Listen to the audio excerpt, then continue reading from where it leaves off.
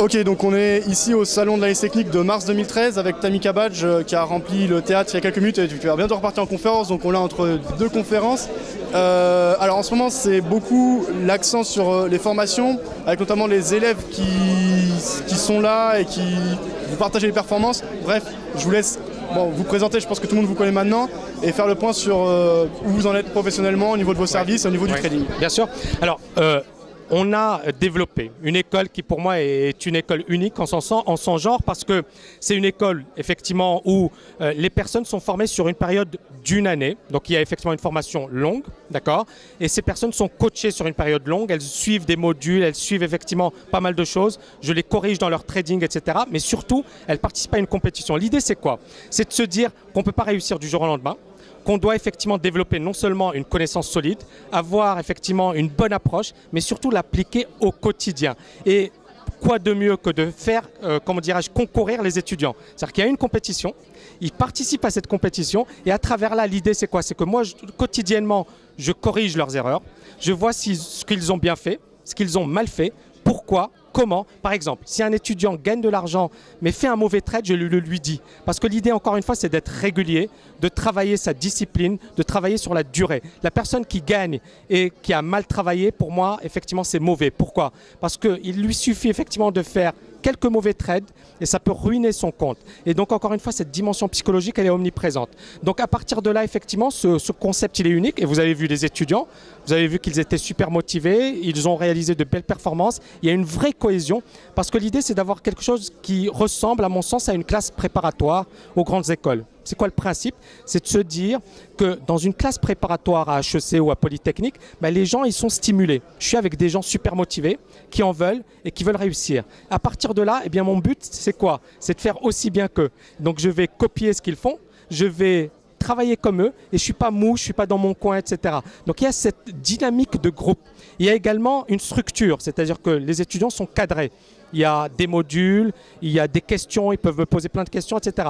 Donc ça, c'est effectivement une très belle aventure humaine sur le plan de la formation. Mais la formation, ce n'est pas tout. Derrière, il y a effectivement la volonté de développer un fonds.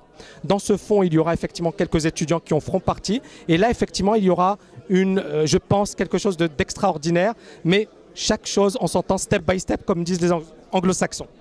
Ok, donc l'aspect et l'accent est mis sur le long terme et la transparence. Et justement, ça ne laisse pas de place au doute, on va dire, puisque une formation, on peut la donner sur quelques jours et après on ne sait pas ce que deviennent les élèves. Bien sûr. Donc là, vous dites que vous faites un suivi des performances. Est-ce que nous, des personnes qui sont extérieures à la formation, peuvent suivre les résultats des élèves également?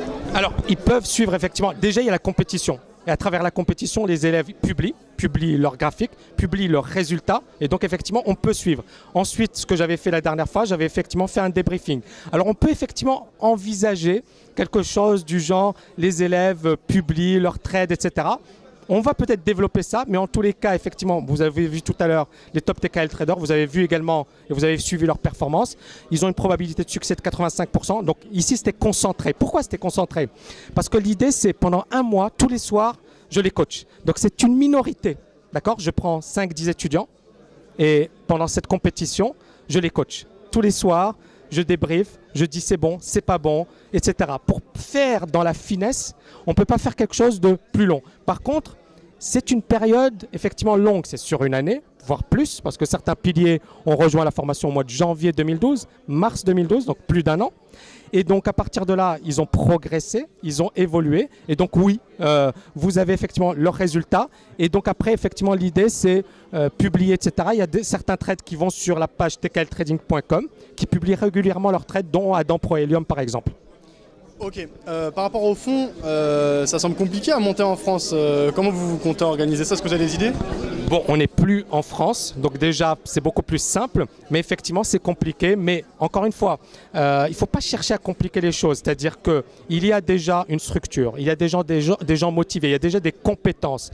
L'argent, et je pense que vous le savez également en connaissance de cause, il y a énormément de personnes qui recherchent des fonds performants. Et il n'y en a pas énormément. Le plus important, c'est les compétences. Ensuite, l'aspect juridique, etc., pour moi, ça reste effectivement l'aspect administratif. Donc tout ça, effectivement, ça peut se régler. Mais le plus important, c'est quoi? C'est qui sont les personnes qui gèrent le fonds? Est-ce qu'elles sont disciplinées? Est-ce qu'elles sont bonnes? Est-ce qu'elles ont de la performance? C'est ça le plus important. Et est-ce qu'elles font des résultats? Ok, très bien. Merci Tammy. Est-ce que vous voulez ajouter quelque chose? Bah, écoutez, merci infiniment. J'aime beaucoup ce que vous faites, donc bravo. C'est-à-dire effectivement, vous avez créé une vidéo, une télé, pardon, sur le net qui est extrêmement dynamique, etc.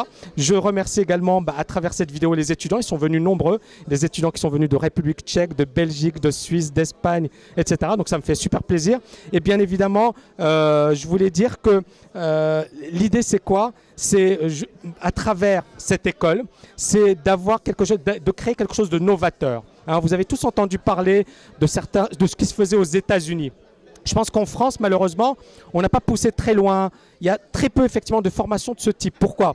Parce que beaucoup de personnes finalement se disent on va suivre un séminaire ou deux séminaires. Mais là, c'est une autre expérience. C'est un suivi sur une année. C'est quelque chose effectivement qui est innovant. Et surtout, moi, je suis ravi parce que les étudiants sont venus nombreux. Ils ont manifesté effectivement leur satisfaction. Mais surtout, effectivement, pour moi, ce sont les meilleurs ambassadeurs et je les remercie infiniment à travers cette vidéo. Ok, alors pardon, juste rebondir parce que ça me fait penser à quelque chose. En fait, votre approche technique, elle est assez simple de ce qu'on voit dans les conférences. Peut-être que vous ne donnez pas tout en conférence gratuite, je ne sais pas. Mais en tout cas, l'approche qu'on voit est simple pour donner un biais. Bien sûr. Donc ouais, dans le cadre des formations payantes, alors sur une année, je ne sais pas, mais ça doit être à un certain prix, ce qui est normal. Oui, oui. Peut-être que vous voulez le dire ou pas, non, ça dépend des offres, ok. Oui. Mais bon, on peut retrouver tout ça sur tkltrading.com. Oui. En fait, donc l'accent est mis sur la manière de profiter de ces biais, c'est ça? Bon, ce que j'ai expliqué durant la conférence, et je pense que pas mal de personnes la verront, c'est simple. C'est qu'effectivement, pour avoir un biais de marché, il ne faut pas sortir de Polytechnique. D'accord? Et beaucoup de gens, et je pense que vous l'avez vu vous-même, beaucoup de gens se compliquent les choses. C'est-à-dire, effectivement, essayer de rechercher des formules magiques, etc., des indicateurs qui... Non! C'est-à-dire qu'on peut effectivement déterminer un biais, et on l'a vu, que ce soit sur l'euro-dollar, que ce soit sur le Dow Jones, que ce soit sur les S&P. C'est simple. Maintenant, effectivement, on a une industrie de gourous. Donc des personnes qui sont payées pour parler, pour faire des prévisions, etc. Vous avez remarqué que moi, je faisais très peu d'analyse. On me le demande souvent, mais je n'en fais pas, d'accord? Parce qu'effectivement, je ne considère pas que ce soit mon métier. Donc, ce RSI, ces indicateurs techniques font partie de la méthode. Bien évidemment, en une heure, je ne peux pas résumer la méthode. La formation, le cours, etc., c'est 800 slides. C'est plus de, je ne sais pas, 20-30 heures de cours, hein, minimum. Donc, il y a quand même beaucoup de choses. On parle de prise de bénéfices, de gestion psychologique, de comment gérer. Bref, c'est super complet. Donc, on ne se contente pas de ça. Mais ce que j'ai expliqué durant la conférence, c'est très, très important. C'est-à-dire que c'est la base. Beaucoup de gens, c'est-à-dire on peut battre des gourous avec ça.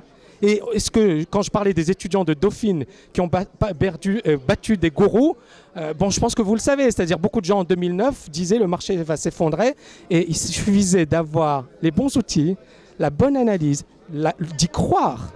Beaucoup de gens n'y croient pas. Et on fait la différence. Et beaucoup de gens finalement tombent dans le piège. Alors pourquoi compliquer alors qu'on peut faire simple et être efficace? Okay, merci beaucoup, Tammy. Merci infiniment.